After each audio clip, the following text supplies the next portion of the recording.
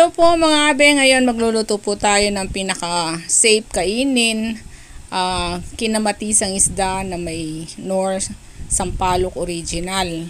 Kasi po, hindi natin ito gigisa. Wala tayong gagamiting cooking oil dito.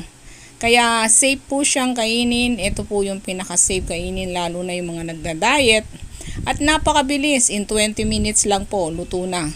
Ang kailangan lang natin dito ay kamatis, ang ating asin, ang ating sibuyas, luya. Lalagyan lang natin ito ng daon ng sili para yung blend niya maging masarap lalo. At lalagyan natin ng kaunting Knorr Sampalok. Masarap po ito kung hindi po kayo mahilig sa sobrang asim. Konti lang po ang Knorr na Sampalok na ilalagay nyo at magiging blend po yung lasa niya dahil sa kamatis. Ito po ay masarap na luto